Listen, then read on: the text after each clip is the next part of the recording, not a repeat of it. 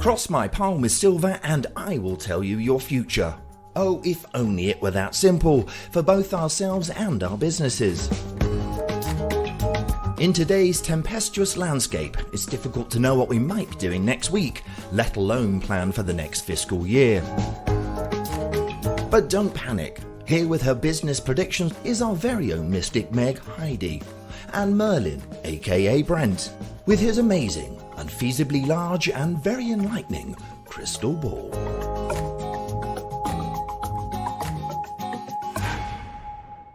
Hi Heidi and hi Brent. Hello. Hello. How are you both doing?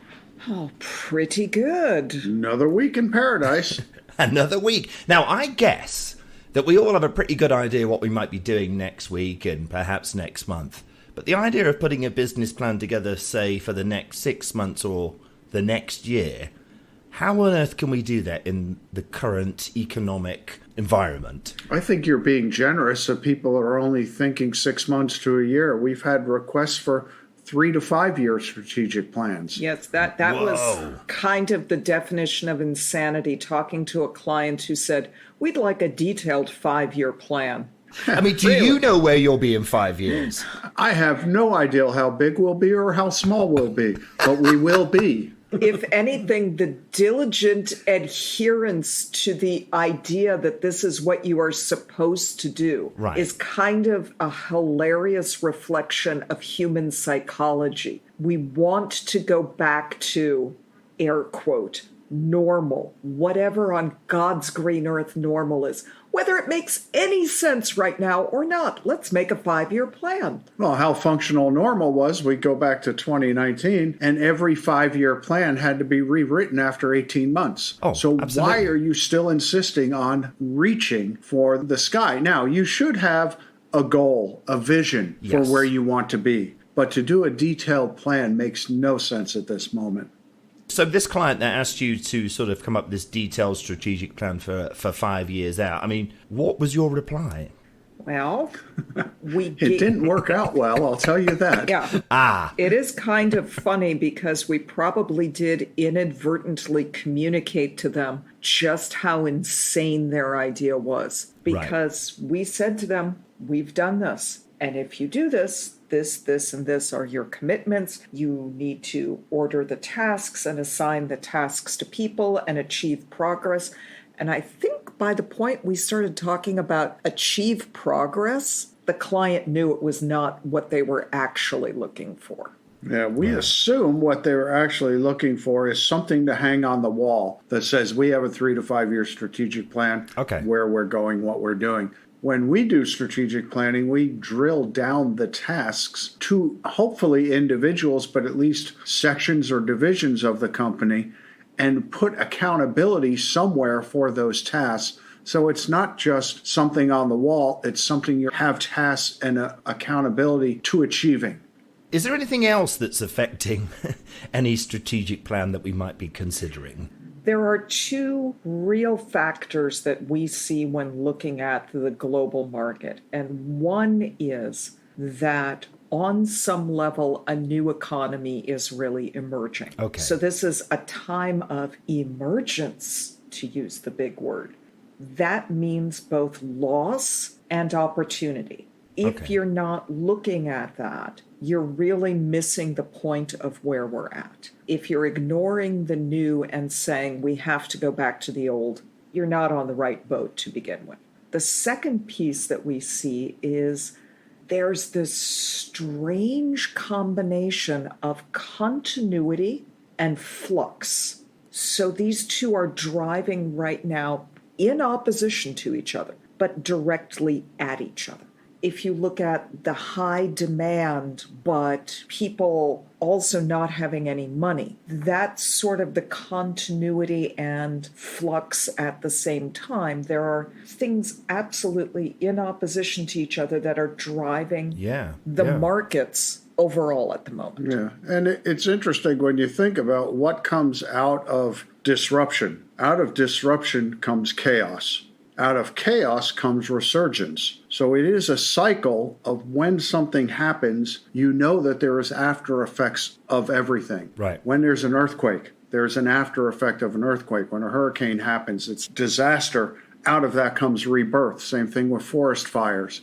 The same thing happens with our businesses and our economy, but we don't look at it the same way for some reason. We always want to create some level of stability and some, oh, this isn't so bad. We'll just go back to what we used to do. What makes us nervous, not only as businesses, but we've been in this state of flux for so long now. And here we are, 2022, you know, all these different elements that we've just spoken about happening, possibly going into some sort of recession.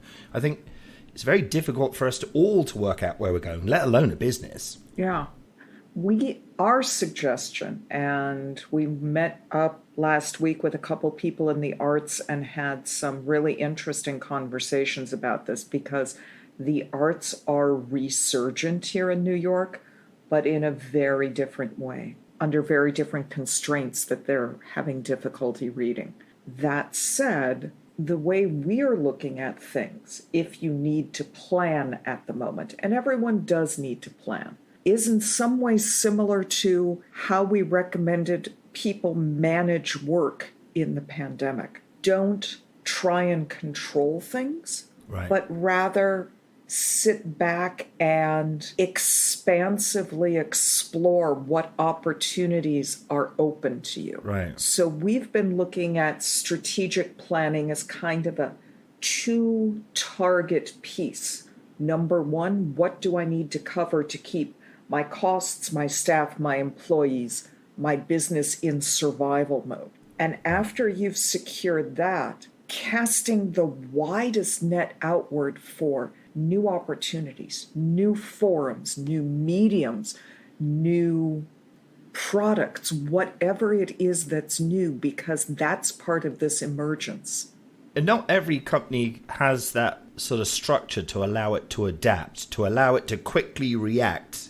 Actually, very few of them do, which is interesting. Even fast fashion and those ones that say they can react to the market, but there's still things obstacles that get in their way, like supply chain. China not producing products right now.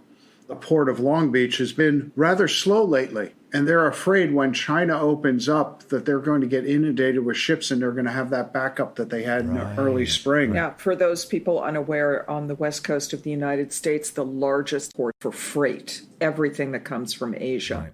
That's an interesting bottleneck. Yeah. And it was a very big bottleneck early spring this year, and then China shut down, and it's not letting them be creative and strategically look at what they're doing, because they're like, okay, it's back to normal. No, it's not back to normal. Absolutely. So that could be a whole nother podcast. It was interesting. We heard a financial planner on the TV telling people that this is the greatest time in the economy since interest rates are going up. You should pay your credit cards down and you should start saving money. And I'm thinking to myself, we're dipping into a recession and inflation is taking control of most people's lives. Gas prices are extra high. Where do you think this money's coming from? How are you to do this? Is this the best thing to be telling people? Yes, cut your credit card debt. Absolutely, because the interest rates are going to go up. But where is this magical money coming from that this financial advisor decided that this was good advice? It is good advice, but the timing might be a little off. I heard the government's going to drop income tax and we're going to have a little bit more money in our pocket. I am, of course, joking. Yes. I was just saying, property tax is not going to go down either. Absolutely. Your tool set now, Org-ology, then, is trying to teach companies how to become more adaptive, then. Is that is that really all you can do at this stage? Which is, of course, a great thing. I do think that it is a time of opportunity and the flux and the change. People are exhausted from the change. Everyone you meet is exhausted from not being able to depend on things. And it may sound a little bit lemons to lemonade, but you have to look for the opportunities in what's the here and now. So secure your baseline survival. That's what we've all been doing for the last 2 to 3 years to keep the lights on in your business, whatever that looks like. And then you've just got to expand and reach out for whatever's available. strangely, the arts community here in New York is being impacted by people only want to go to shows on Tuesday, Wednesday, or Thursday night because those are the only days they're in the office. Oh, that's interesting. And when it used to be Friday, Saturday night was the high attendance. Friday, Saturday night are now tourist nights. And I name this because that's fundamentally changing how they do their programming, their marketing, and who they expect to have in the audience. And that affects restaurants, bars, everyone who's tapping into that clientele on those nights. Yeah. And that's why, really, there's a lot of strange change that's still pulling itself through. Right. If you can secure your bottom line of survival, figuring out what those new trends mean is going to be the key to being strong in the coming years. And that's the strategic plan that you're really looking for. How do I come out of this strong in 2025? Right. And I really do believe, not to take this much longer, we'll probably do another episode about it, but the most agile business sector are sports teams. Okay. Because they can adapt to, okay, we're out of the game now. Let's move on. Let's prepare for the next season. Right. Let's recruit. Let's get people. They are more agile than almost every industry because they know it's a fluid environment. How far are you going to go in the playoffs? Oh, well, we didn't even make the playoffs. Okay, we got an extra month off. Right. I see what you're saying. So they're always planning for the ultimate, which would be making it through to the championships, but... Yeah, they can adapt. If that doesn't happen, we do other things. Yeah. Yep. Well, I know exactly what we're doing next week. You do. The next podcast. And what do we have to look forward to? Old dog, new tricks. Ooh, are you talking about me? Maybe. Did I hear a woof in the background? Maybe. Are you going to tell us any more, Heidi? Nope. That will remain for next time. Well, thank you so much. Look forward to seeing you next week. See you next week. Have a good week.